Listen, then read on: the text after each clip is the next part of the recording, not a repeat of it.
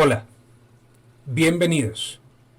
Es un gusto para nosotros poder compartir con ustedes en este nuevo formato el boletín Novedades Laborales y Seguridad Social. En este espacio de 15 minutos de duración, compartiremos con ustedes información actualizada sobre temas laborales de seguridad social y de seguridad y salud en el trabajo. Estamos transmitiendo para las diferentes redes sociales, Facebook, Twitter, YouTube y Periscope. Y en esta edición los estaremos acompañando la doctora Adriana Cristancho, la doctora Carla Zamora y quien les habla, Germán Plazas Muñoz. Los temas que analizaremos en esta edición del boletín son los siguientes.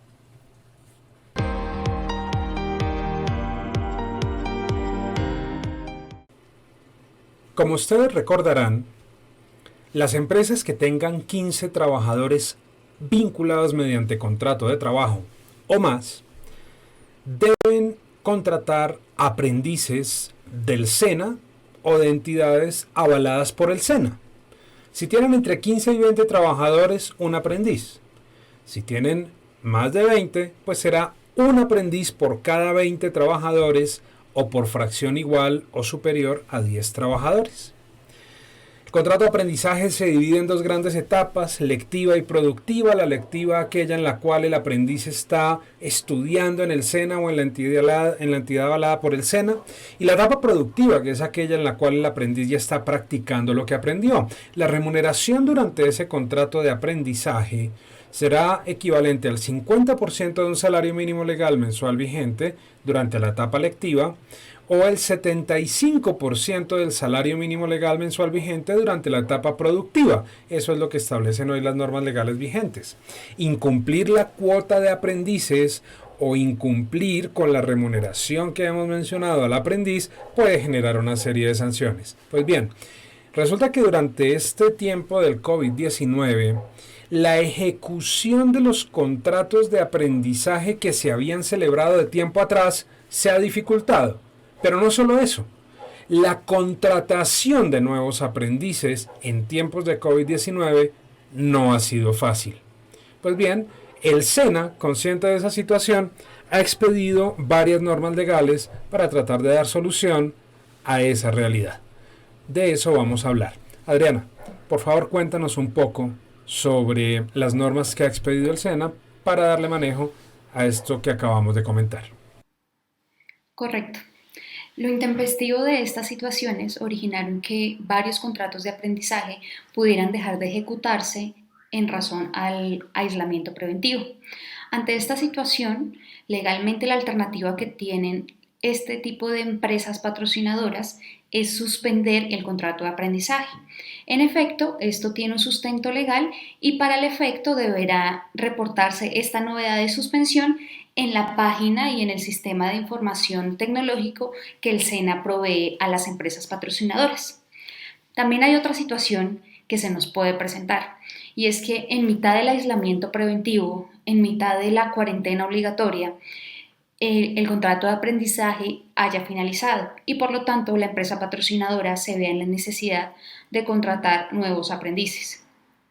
Ante esta situación, el SENA ha emitido varias normas al respecto y la más reciente es la resolución 1-0511 del 12 de mayo del 2020, en donde el SENA nos dice que, señora empresa patrocinadora, si usted tiene aprendices y puede contratarlos, maravilloso, por favor, contrátelos. Sin embargo, si por alguna circunstancia usted no puede celebrar el contrato de aprendizaje, entienda que ese contrato de aprendizaje o la obligación que usted tiene de contratar aprendices se va a entender suspendida actualmente entre el 11 al 24 de mayo del 2020.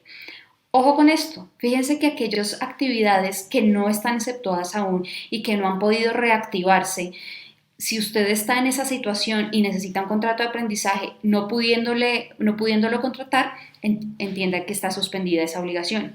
Por su parte, si por alguna circunstancia el perfil del aprendiz que usted desea contratar no está disponible en este momento, podrá también acogerse a lo dispuesto en esta resolución, como quiera que ese deber se entenderá suspendido.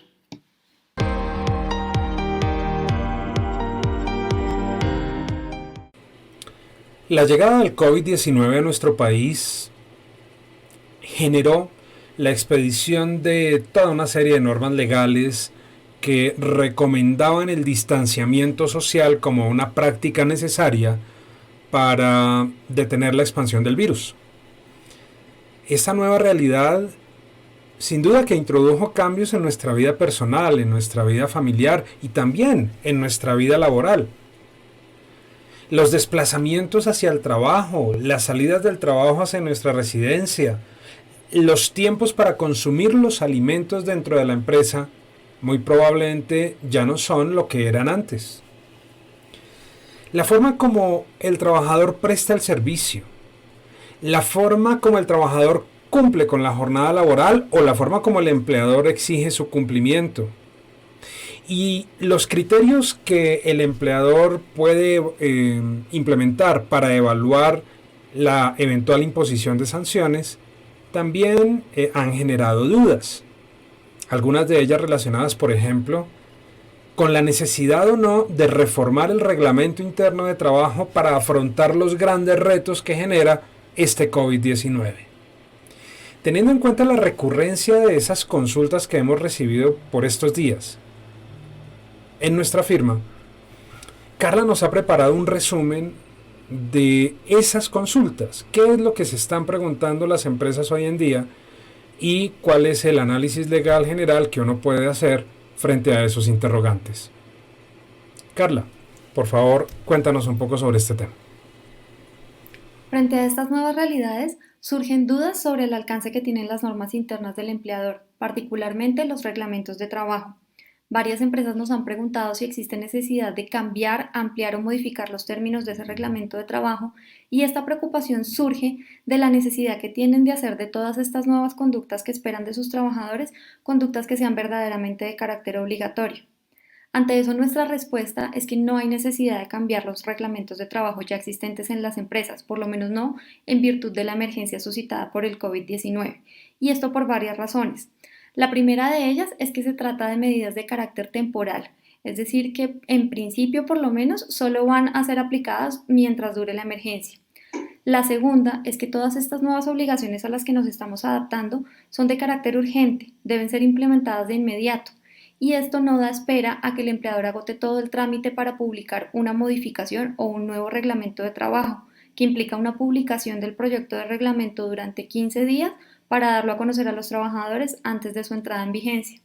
Y la tercera razón es que si bien todas estas nuevas medidas son de carácter más específico y muchas veces parecen nuevas frente a lo que ya tenemos en el reglamento, lo cierto es que sí se pueden subsumir o quedar comprendidas en los términos generales de ese mismo reglamento, el cual ya debe contener normas, por ejemplo, sobre cumplimiento de medidas de salud y seguridad en el trabajo, sobre confidencialidad, sobre manejo adecuado de las herramientas de trabajo, asistencia puntual a reuniones y, en general, sobre todas las conductas que debe cumplir el trabajador porque le son instruidas por su empleador.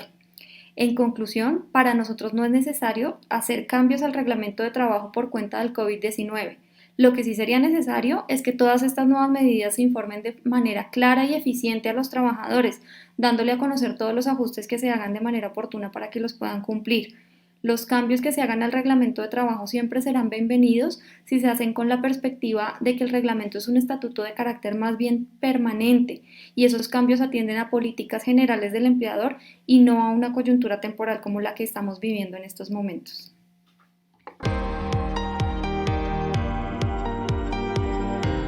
Son muchos los temas adicionales que debemos tener presentes, que debemos estudiar, que debemos cumplir a la luz de toda esta normatividad que se ha expedido dentro del COVID-19.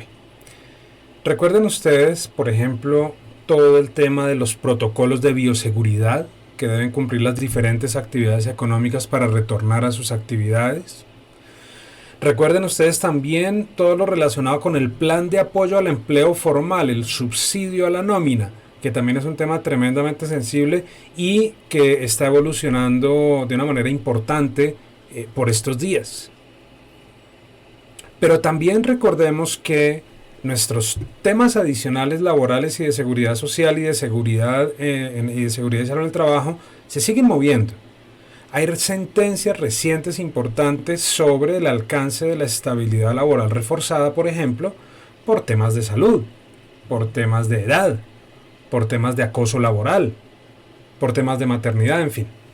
Pues bien, información adicional sobre todos estos temas que les acabo de mencionar. Los invito a que visiten esa página web, a que descarguen la aplicación en sus dispositivos móviles. Pueden instalar la aplicación y usarla por un tiempo de cortesía sin costo.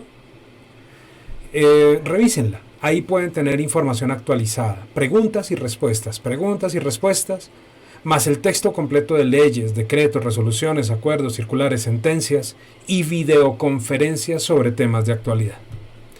Muchas gracias a todos por su asistencia. Espero que esta edición del boletín Novedades Laborales y Seguridad Social haya sido de su interés y poder contar con su asistencia en futuras oportunidades. Muchas gracias y hasta pronto.